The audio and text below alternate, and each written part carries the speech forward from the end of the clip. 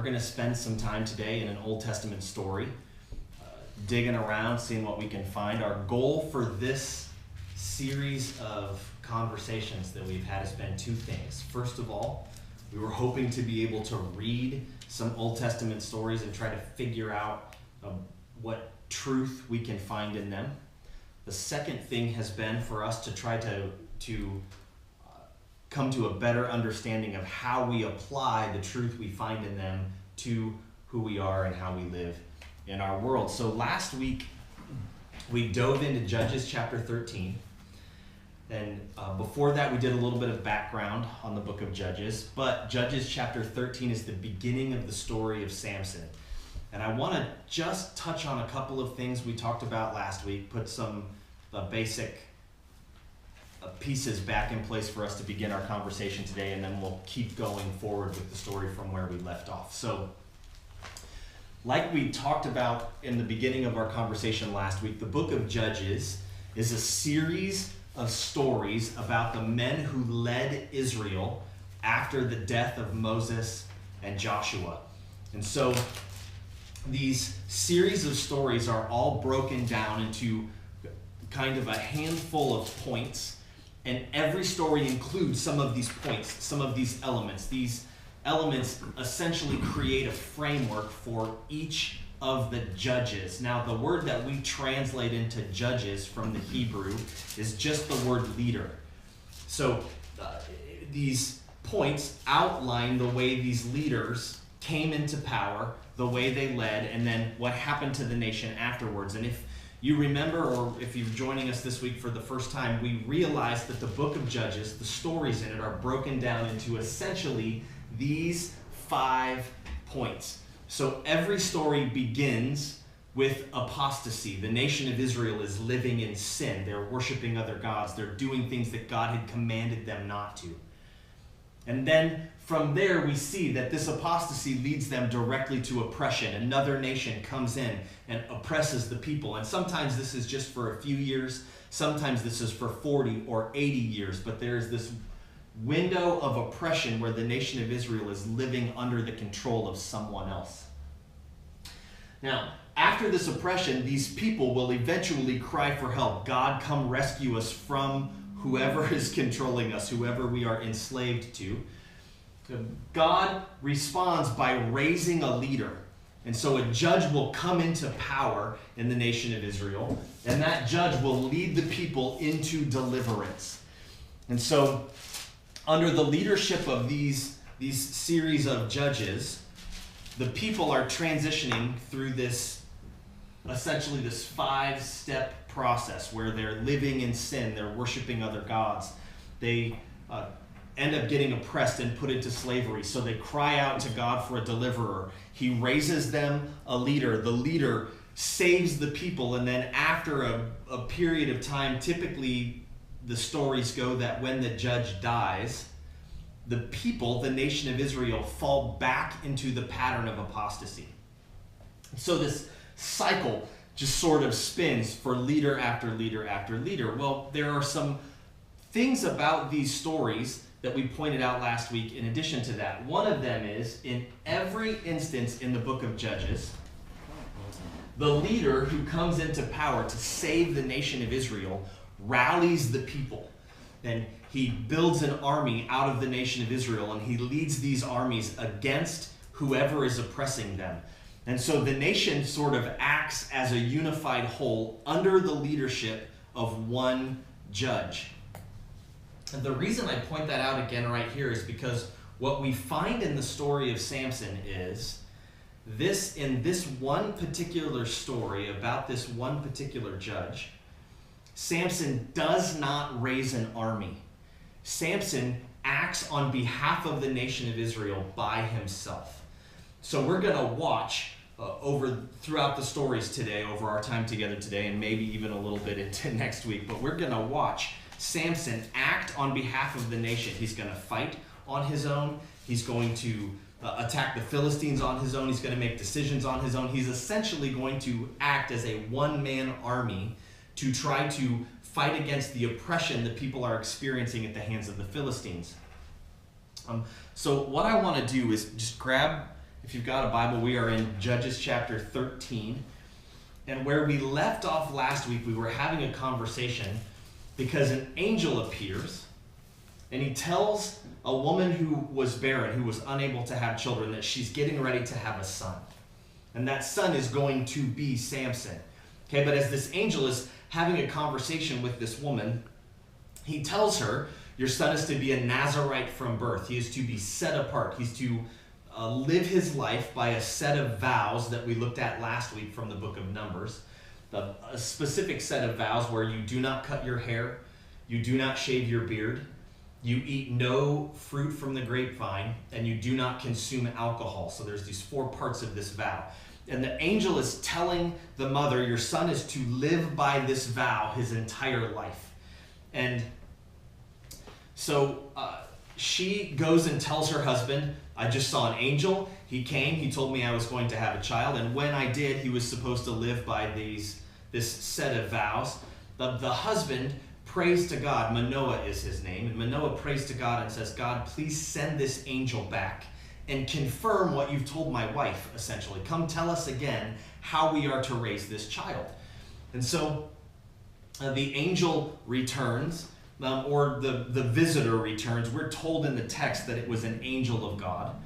Okay, so this visitor returns and explains then to her husband, this is how the child is to be raised. Now, we're somewhere in the neighborhood of verse 19 at this point. Okay, so as Manoah is having this conversation with this angel, he says, what's your name? Now, the angel replies to him with something fascinating, and he says in verse 18, why do you ask my name? It is beyond understanding. You could also translate that phrase as, why do you ask my name? My name is wonderful. Then Manoah, verse 19, took a young goat together with the grain offering, and he sacrificed it on a rock to the Lord.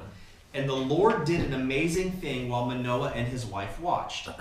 As the flame blazed up from the altar toward heaven from the sacrifice that Manoah just made, the angel of the Lord ascended in the flame. And seeing this, Manoah and his wife fell with their faces to the ground. And when the angel of the Lord did not show himself again to Manoah and his wife, Manoah realized that it was the angel of the Lord. Now I want to stop and talk for just a second about this angel, because this angel is... while this character is not unique in the Old Testament, the role that it plays is. Because there are lots of places in the Old Testament where we find angels, or we find visitors from heaven. It happened to Abraham, we watched it. In the story of Daniel, Daniel gets visited by angels. There are a number of places this happens, but there is a conjecture, a strong conjecture actually, that in our Old Testament, when we find the phrase, the angel of the Lord, not an angel, but the angel, rather, that it is an actual appearance of Jesus before he was incarnated into flesh. So before Jesus became a man and was born to Mary, the story of Christmas that we celebrate, before this happened, scholars believe that Jesus was actually still acting on behalf of God. And when he showed up in the Old Testament, the phrase we find is the angel of God, or the angel of the Lord. And that's distinguished against the other times an angel shows up. Now, what's interesting about this story is we touched on last week, just briefly, that scholars describe the story of Samson. In fact, Word Biblical Commentaries describes the story of Samson verbatim as the selfish fight between Samson and the Philistines and Samson's selfish desire for women. Okay, so this is kind of the framework that we start with when we come to this story. It would be the modern Christian interpretation of where the story begins us, right? Samson's this really selfish guy. And we talked a little bit last week about how what we were going to do was spend a little time kind of pushing back against that idea and whether or not that's actually accurate. And one of the things that we noticed was Samson's birth is announced by the angel of God, right? Now, there are only 5 characters in the entire Bible whose births were announced by an angel. And in several of those, actually both of them in the New Testament, the angel is not this angel in the Old Testament. It was not the angel of God, okay? So there's this idea that there's only a handful of babies who were announced this way. Not only are there only a handful of babies who were announced this way, but there's a strong conjecture that would say Samson's birth was announced by Jesus before he was made into, before he took on flesh, right? Which is a pretty crazy idea to try to wrap your brain around. But one of the things that I think is really cool about this story is as Samson's parents, they interact with this angel, and then Manoah says, gosh, you know what, let me feed you. The angel says, don't feed me, which is interesting because almost always when the angel of the Lord appears, he says, don't touch me, don't feed me, don't make sacrifices to me, make them to God, right? Which is interesting. But so Manoah says, let me make you something to eat. He says, no, sacrifice to God. Manoah does. And as the fire is lit on this altar, the text tells us the angel of God ascends in the flame. Now, the thing that's interesting about this to me is there are only a couple of places, there are a couple other very famous stories, but only a couple in the Old Testament where we find this idea of someone moving toward heaven in fire. Okay? One of them is the story of Elijah. So when Elijah the prophet dies, he never dies actually. He's swept up to heaven, and we're told he's swept up to heaven riding in a chariot of fire. So one of the things that happens in the story of Samson is we find elements over and over again that point us to some of the most famous stories of the Old Testament, but even beyond that, some of the most famous and important is not a strong enough word. It doesn't quite carry the weight of what I'm trying to say. I'm trying to think of a better one. There are elements from some of the most influential Hebrew prophets and kings wrapped all throughout the story of Samson, and this is one of them. Right? This angel ascends to heaven in fire. We find that in the story of Elijah. But what's also interesting is that it's entirely possible, based on some of the scholarly conjecture, that this angel who ascends in the fire on the altar that Manoah makes here is Jesus, which means that Jesus ascends to heaven twice. First, in the story of Samson. Second, in Acts chapter 1, after visiting his people after his resurrection, interacting with the disciples, we're told they're standing around, they're having this conversation with him, and all of a sudden, he is taken up into heaven before them, right? So not only did Jesus get visibly seen in person ascending to heaven after his resurrection, but Manoah may have also watched Jesus ascend into heaven in fire from this sacrifice, which is a really, really cool idea, especially when we kind of look at these stories through the filter that we started with in the beginning, right? Where Jesus said, look, in Luke, at the end of Luke, he tells these two guys, look, everything in the Old Testament is about me. Every story you're going to encounter is going to tell you something about me. Well, not only do we have a character of Jesus portrayed in the story, but this character ascends to heaven, and they get a watch, just like the disciples did later. That's a cool thing to connect. I'm not sure what it means, right? But it's cool to notice. Okay, so the other thing I want to point out about this birth story about Samson is we find Manoah watches the angel of the Lord ascend in fire to heaven, and then he panics, right? Oh my goodness, I thought this was some messenger of God. It's not. This was the angel of the Lord, and we are going to die because we've seen this, right? What's interesting about that particular thing to me is when we jump forward to the book of Luke, when an angel shows up to Zechariah to announce the birth of John the Baptist, man, he is terrified, right? In fact, let me just jump here real quick so that we can look at this together specifically. So what we're told is this angel shows up. He goes in to make a sacrifice in the temple. An angel shows up. And when he sees the angel, here we are, Luke chapter 1, verse 11. Then an angel of the Lord appeared to him, standing at the right side of the altar of incense. And when Zacharias saw him, he was startled and was gripped with fear. Right, this guy's panicked. Oh my goodness, what the heck? The angel says, don't be afraid, you're going to have a son. Okay, so there's this moment of fear that takes over Zechariah when he's told by an angel that he's going to have John the Baptist as his son. The same thing essentially happens to Mary, right? The text phrases it a little differently, but Mary sees the angel. This is chapter 2 now in the book of Luke. Mary sees the angel, and the text tells us that the angel says to her, do not be afraid. Now,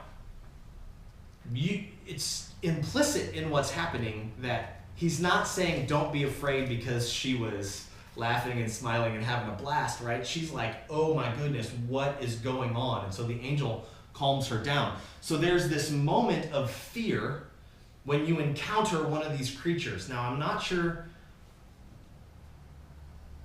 I want to make a big deal about that in this story, but I think it matters when you jump into our world and have conversations with people who are flippantly or even seriously talking about encountering angels, right? There is not a single scriptural reference with someone who encounters an angel without this kind of reaction, okay? That's all I'm going to say. We're going to move on from there. But so Samson's mother and father have this encounter with an angel. The birth of Samson is announced, which is also, gosh, a pretty incredible precursor to what we find in the book of Luke about Jesus.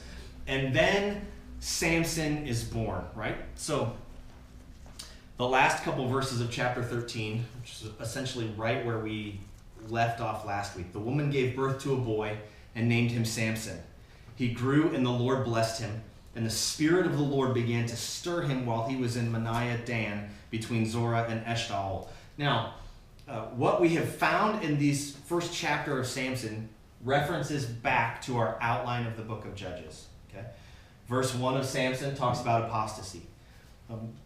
The verse 1 of of chapter 13 of Judges, verse 1 talks about apostasy.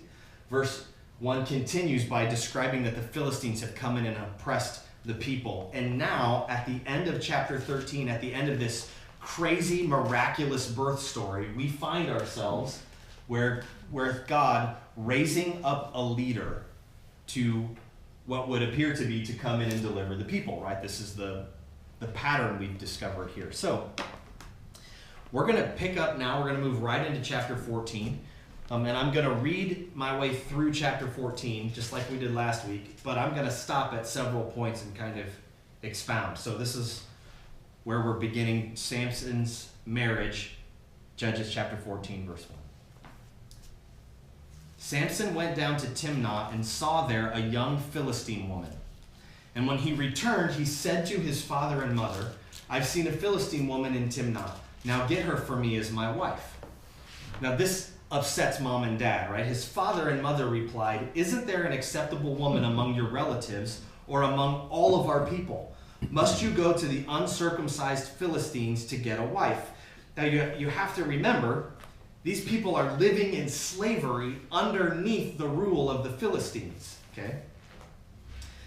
So Samson said to his father, get her for me. She's the right one for me. Now, this idea is where we start to see the concept of the selfishness of Samson come up among Christian scholars, right? Dad says, whoa, hold on, son. Look, we've got our own people. Let us get you a wife from our people. And Samson's like, you don't understand. I'm telling you, that's the girl I want. Go get her right now. Some of that's a little weird contextually because of our cultural differences, right? But that's not the point. So Samson essentially says, that's the one I want. Go get her. And we read that as a selfish choice on his part. But we're told right here in the text in verse 4, his parents did not know that this was from the Lord, who was seeking an occasion to confront the Philistines, for at that time they were ruling over Israel. So Samson goes down to Timnah, sees this girl, decides he loves her, has to have her for his wife, comes back, says, Dad, you got to get me this girl as my wife. And we're told explicitly in the text that all of that was a setup. It was a setup by God in order to enact the deliverance, the beginning of the deliverance of his people. Okay? So Samson went down to Timnah, verse 5, together with his father and mother. And as they approached the vineyards of Timnah, suddenly a young lion came roaring toward him. The Spirit of the Lord came upon him in power, so that he tore the lion apart with his bare hands as he might have torn a young goat. Which is also kind of telling about how strong of a guy this was, right? If you tear a young goat apart, it's an interesting place to start. But he told neither his father nor mother what he had done. So he kills this lion. Mom and Dad don't know. Then he went down and talked with the woman, and he liked her. Sometime later, when he went back to marry her, he turned aside to look at the carcass of the lion he had killed. In it was a swarm of bees and some honey, which he scooped out with his hands and ate as he went along. When he rejoined his parents, he gave them some, and they too ate it, but he did not tell them that he had taken the honey from the lion's carcass. But I got to assume that's probably a downer if you're like, hey, eat some honey. I just took it from a dead animal. Now, verse 10. His father went down to see the woman, and Samson made a feast there, as was customary for bridegrooms. And when he appeared in Timnah, he was given 30 companions. So let me tell you a riddle, Samson said to them. If you can give me the answer within the 7 days of the feast, I will give you 30 linen garments and 30 sets of clothes. If you can't tell me the answer, you must give me 30 linen garments and 30 sets of clothes. Tell us your riddle, they said. Let's hear it. And he replied, out of the eater, something to eat. Out of the strong, something sweet. And for 3 days they could not give the answer. On the 4th day, they said to Samson's wife, coax your husband into explaining the riddle for us, or we will burn you and your father's household to death. Did you invite us here to rob us? Now, so Samson goes to his wedding, essentially, and he does what's required of grooms back then. He throws this big party. And in Timnah, these 30 Philistine men are somehow associated with this woman he just married, are kind of given to Samson as his court, as his groomsmen. Okay? And so he plays a game with them and essentially says, look, I'll tell you a riddle. If you solve it, you give me stuff. If you solve it, I'll give you stuff. If you don't, you give me stuff.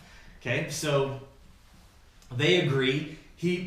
But he makes up this riddle using the story of the lion he's just killed.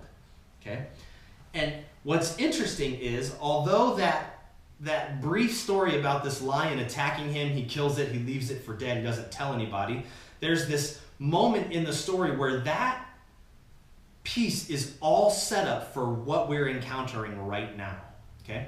So it's a foreshadowing of the fact that Samson's going to use this story later. Okay? So they get to this point. He has this conversation with these guys. They do this riddle thing. The guys can't figure it out because how could you possibly? He made up a riddle based on a lion he'd killed who had some bees infest its body. It's a tough riddle to solve if you don't have context, right? And so these men, when they realize they're going to lose this bet, essentially, they go to his new wife and say, you either figure this out and tell us what the answer is, or we're going to kill you. Not only are we going to kill you, we're going to kill all of your father's household. Now, it would be easy to think like, oh my goodness, how could she betray him like this? Except she's put in a pretty tough spot. Guys she's met a couple of times, who she's now essentially being forced to marry because their dads made a deal. She just finds out she's going to die if she doesn't fix a problem for the people that she's grown up with and known her entire life. So she does, right? She goes to Samson and says,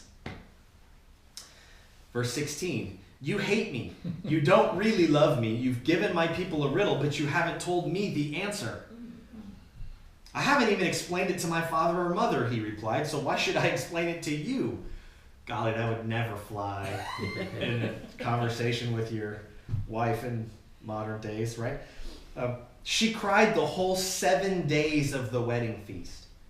So on the 7th day, he finally told her because she continued to press him. She, in turn, explained the riddle to her people. Before sunset on the 7th day, the men of the town said to him, "What is sweeter than honey? What is stronger than a lion?" Samson, with one of the greatest replies in all of Scripture, maybe says, "If you had not plowed with my heifer, you would not have solved my riddle." Okay, now we're going to come back to that in just a second. Verse 19. So Samson now owes these 30 guys 30 sets of linen garments, which is essentially the base layer they wore under their clothing, underwear for lack of a better way to describe it, although it wasn't quite like what we use now. And then 30 sets of clothing. Okay. So in verse 19, we're told that the Spirit of the Lord comes upon Samson in power. And so he leaves Timnah, he goes to another Philistine city, the city of Ashkelon, and he kills 30 people there. Then he takes all of their stuff, the garments they're wearing, the clothing they're wearing, and all of their belongings, and he brings that stuff back and gives it to these guys. Okay? Now, though, Samson's pretty angry. So he just sort of takes off and goes home. Okay, I'm going to go catch my breath at home. Plus, he just killed 30 people. He probably has to run away for a while anyway. And we're told in verse 20 that Samson's wife is now given to one of the men who had attended him at the wedding. So Samson goes, he kills 30 men, brings their stuff back, gives them to the guys he owes the debt to, heads home to, to try to catch a breath or calm down or do whatever you would do if you found yourself in this situation. And while he's gone, the father, we find this out a little later in the story in more detail, but the father of this bride gives her away again. So Samson's wife, the woman that he loved at the beginning of chapter 14, now belongs to another man. Before we hit chapter 15, I want to pause for just a second because we just watched something interesting happen. We've essentially heard Samson talk 3 times, right? He has a conversation with his dad and says, "I want that woman." Okay? Then Samson speaks essentially 2 more times in this chapter. The first time he says, "I'm going to tell you a riddle." And he does. So out of the eater, something to eat. Out of the strong, something sweet. Samson is speaking in riddle. Now, the next time we find Samson speak, okay, he has this conversation with his wife, and then he does the same thing again. Because these men come up and they say to him, like, "Well, we figured out your riddle." Obviously, your wife told us, but we figured out your riddle. It's honey and it's a lion. And Samson doesn't say, "Well, of course you figured out my riddle. You were talking to my wife." What he says is, "If you had not plowed with my heifer, you would not have solved my riddle." He's using figurative language again, a riddle again, essentially, to interact with these guys. Now, the reason this is so interesting to me, the reason we stopped here, is because we find that when you fast forward, 1,000 years to Jesus, Jesus interacts with the people in a very specific way using parables consistently. In fact, the text tells us that Jesus spoke to them in parables so they would have a harder time grasping what it was he was saying. Okay, which is interesting, right? Now, man, if there was nothing else for us to hang on to in chapter 14, the fact that this character, 1,000 years before him, speaks in riddle to the Philistines is interesting. Again, I'm not sure how to tell you exactly what that means, but there's something there that's like, when he opens his mouth, what comes out when he's communicating to these groups of people is riddle. It's figurative language that's describing something else. We're going to keep going. Chapter 15, verse 1. Later on, at the time of wheat harvest, Samson took a young goat and went to visit his wife. Then he said, "I'm going to go to my wife's room." But her father would not let him go in. "I was so sure you thoroughly hated her," he said, "that I gave her to your friend. Isn't her younger sister more attractive? Take her instead." And Samson said to them, "Now this time I have a right to get even with the Philistines. I will really harm them." And so we find over these next few verses that he creates this pretty elaborate plan to seek revenge. Okay? Verse 4. "So he went out and caught 300 foxes." Now that's impressive all on its own, right? Like, I hope the Spirit of the Lord is with you if you can catch 300 foxes. "And then he tied them tail to tail in pairs. He fastened a torch to every pair of tails, lit the torches, and let the foxes loose in the standing grain of the Philistines. And he burned up all the shocks and standing grain, together with their vineyards and olive groves. And when the Philistines asked who did this, they're told Samson did it, because his wife was given to a friend of his. So the Philistines went up, and they burned her and her father to death." Now, I want to stop just for a second here, because this girl is threatened with her life. Okay, she responds by giving these people what they want. Samson takes vengeance on these people later, and they still go kill her. If nothing else, and her father and his household, if nothing else, this paints for us a picture of, I'm not sure how else to describe it, of the intense level of evil that was at work in the lives of the people around the nation of Israel. Right? Like,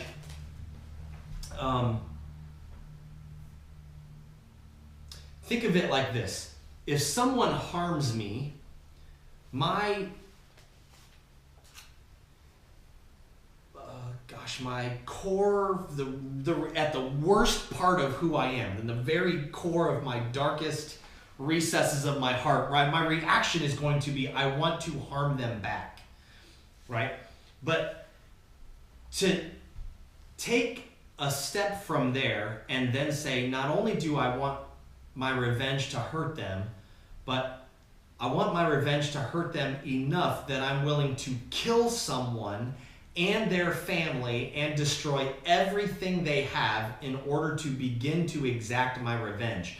This is another level of evil, right? This isn't like, oh, you said something bad about me, well, I'll start a rumor about you. This is like murder. It's high-end level evil stuff. And the text doesn't ever really tell us good or bad one way or the other, like this was right of them, this was wrong of them. But what we've already discovered in the law in our Old Testament is that what they're doing is wrong. And it's not just kind of wrong, it's the worst kind of wrong. And so these are the people that are surrounding Samson, okay? These are the people who are oppressing them. These are the people that God has raised Samson to kind of respond to, essentially. And so what we find then in verse 7 is Samson says, in response to this, "Since this is how you've behaved, since you have done this, I won't stop until I get my revenge on you." He attacked them viciously and slaughtered many of them. And then he went down and stayed in a cave in the rock of Etam. The Philistines went up and camped in Judah, spreading out near Lahi. The men of Judah asked, "Why have you come to fight us?" So Samson kills a bunch of these people. The Philistines gather an army and head straight toward Israel. Okay? "We've come to take Samson prisoner," they answered, "to do to him as he did to us." Okay, so now, again, we're kind of trapped in this battle of vengeance, back and forth, okay? 3,000 men from Judah then went down to the cave in the rock of Edom and said to Samson, "Don't you realize that the Philistines are rulers over us? What have you done?" And he said, "Gosh, I just did to them what they did to me. I got even," right? They said to him, "We've come to tie you up and hand you over to the Philistines." Samson said, "Swear to me that you won't kill me yourselves." They agreed. We'll only tie you up and hand you over to them. We will not kill you." So they bind him with 2 new ropes, and they lead him up from the rock. And as they approached Lehi, the Philistines came toward him shouting. Then the Spirit of the Lord came upon him in power. Now this has happened before to Samson, right? Lion, Spirit of the Lord shows up. Samson destroys it. Okay, group of Philistines, Spirit of the Lord shows up. What's about to happen? We already have a clue, right? The ropes on his arms become like charred flax, and the binding dropped from his hands. Finding the fresh jawbone of a donkey, he grabbed it, and he struck down 1,000 men. And then Samson said, "With the donkey's jawbone, I have made donkeys of them." The Bible's making this the polite version, right? "With a donkey's jawbone, I have killed 1,000 men." And when he finished speaking, he threw away the jawbone, and the place was called Ramath Lehi, weeping or mourning, essentially. Because he was very thirsty, he cried out to the Lord, "You have given your servant this great victory. Must I now die of thirst and fall into the hands of the uncircumcised?" Okay, I'm going to stop right here for just a second. So we find this, there's no way to describe what has happened outside of the miraculous, right? Samson finds a piece of bone laying in a field. He picks it up, and with it, he slaughters 1,000 soldiers. Now, in a handful of other contexts, we would have conversations about using what you find to do what you need to do, right? But man, there's this miraculous interaction where the Spirit of God so overpowers him, he's capable of doing these amazing feats, and he does it here. He slaughters 1,000 of their enemies alone. This kind of goes back to what we were talking about at the beginning. Samson doesn't raise up an army. God is using Samson as the army by himself, right? Samson has a victory here that is literally larger than stories we find in the Old Testament where entire armies battle each other. Samson's killed 1,000 men. This is miraculous, okay? But then Samson does something that's interesting. So he finishes this battle, he has this great victory, and then he prays, right? He cries out to God, "I'm so thirsty, I'm gonna die.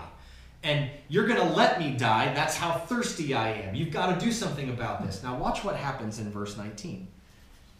"Then God opened up the hollow place in Lehi, and water came out of it. And when Samson drank, his strength returned and he revived." So Samson is in a cave in Lehi, and God makes water come out of the rocks in order for him to drink. Now, this is not the first time we find this in our Bible. The same thing happens to Moses. Okay, Moses and the nation of Israel are thirsty. Only, man, I don't want to say this story feels like he doesn't have a reason to be this upset, but Moses and the Israelites are wandering around a desert with no water at all. As God commands Moses, "Hey, command this rock, and this rock's going to give you a stream." Moses hits the rock. Water comes out. This is another point in the story of Samson where we have to stop and go, oh my goodness, whatever this character is, whatever role he plays in this story, he not only has he seen the angel of God, or has the story seen the angel of God ascend to heaven in fire, which only happens a couple of times in the entire scriptures. Not only have we seen this baby announced by angels, which only happens a handful of times in the entirety of the scriptures, but now God is literally letting Samson drink from a well he created out of a rock, which comes from the story of Moses, who everyone agrees is the greatest prophet that ever lived in the nation of Israel. We have another one of these moments where we should go, holy cow, something bigger is happening here with Samson. This is about more than some selfish guy having a personal vendetta against the Philistines. This is about more than some selfish guy and his love for women. And we should even stop and think there's something happening here that is bigger than just this cycle that's happening in Judges of sin, oppression, cry out for help, raising up of the leader, and deliverance. These elements are screaming at us. God is doing something in this story that is bigger than just another judge. It's why the story is so long in the book of Judges. It's why we find all of these elements that connect us to other incredibly important pieces of the redemption story, from the chaos at the beginning to God's perfection at the end. And we're going to pick up right here and talk about the rest of the story of Samson and what those things are, why this story is so important to the entire story next Wednesday. So we're going to wrap up together next week this particular series of our study in the Old Testament. Thanks again for hanging with me today. Have a wonderful afternoon, and we'll be right back here for our final week next Wednesday.